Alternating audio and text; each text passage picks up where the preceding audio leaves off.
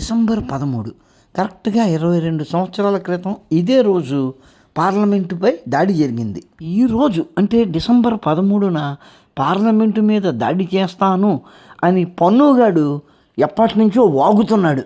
వాడు వాగుతున్నట్టుగానే ఈరోజు పార్లమెంటు మీద దాడి జరిగింది. దాడి చేసిన వారెవరు, దాడి చేయడంలో వాళ్ళ మోటివ్ ఏమిటి అనే విషయాలు మెల్లగా మనకు ఇన్వెస్టిగేషన్లో తెలుస్తాయి. ఈలోగానే ఇందులోకి సందట్లో సెడేమియాగాళ్ళు దూరిపోయారు. ఆ దాడి మీద డికే శివకుమార్ ఈయన కాంగ్రెస్ ఎంపీ ఏమంటున్నారో చూడండి. Everyone is running out of fear and shocked after the parliament attack with gas. ఈయన ఏమంటున్నారో అర్థమైంది కదా. ఈ అటాక్ జరిగేటప్పటికి ఎంపీలందరూ భయ విహ్వలులై పరిగెత్తారట. రాహుల్ గాంధీ గారు మాత్రం కూలుగా ధైర్యంగా అట్లా నిలబడ్డారట. రాహుల్ గాంధీ గారి సంగతి పక్కన పెడితే పార్లమెంటులో ఈ దాడి జరిగినప్పుడు ఎంపీలు ఎట్లా ప్రవర్తించారు ఒకసారి చూద్దామా.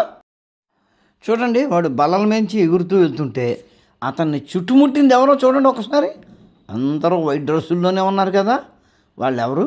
ఎంపీలే కానీ సెక్యూరిటీ వాళ్ళు కాదు కదా. ఒక్క ఎంపీ కూడా ప్రాణభయంతో పరిగెత్తలేదు. అందరూ వాడిని పట్టుకోవడానికి వచ్చారు. ఈ విషయం మీద మనం సంతోషించాలి. మన ఎంపీలు అందరూ కూడా మగోళ్ళు. మరి కాంగ్రెస్ ఎంపీ గారు అట్లా ఎందుకు చెప్తున్నారు? ఓహో, రాహుల్ గాంధీ గారు మగాళ్ళ నిలబడ్డాడు, మిగిలిన ఎంపీలు అందరూ పారిపోవడానికి ట్రై చేశారు అని మన బుర్రలలోకి ఎక్కించడానికి ట్రై చేస్తున్నారన్నమాట. దాడి చేసిన వాళ్ళ దగ్గర ఎటువంటి మారణాయుధాలు లేవు, ప్రమాదకరమైన వస్తువులు ఏమీ లేవు. కానీ ఆ గుర్పత్వన్ సింగ్ పన్నుగాడు పలికిన ప్రగల్భాలను నిజం చేస్తున్నట్లుగా వాళ్ళు ఈరోజే దాడి చేశారు. వాళ్ళు జై భీమ్ అని అరుస్తున్నారు. ఇక్కడ మనం ఒకటి గమనించాలి. వాళ్ళు వదిలిన పొగ పసుపు రంగులో ఉంది. మరి పన్నుగాడి వెనకాల ఉన్న ఫ్లాగ్ కలర్ చూశారు కదా.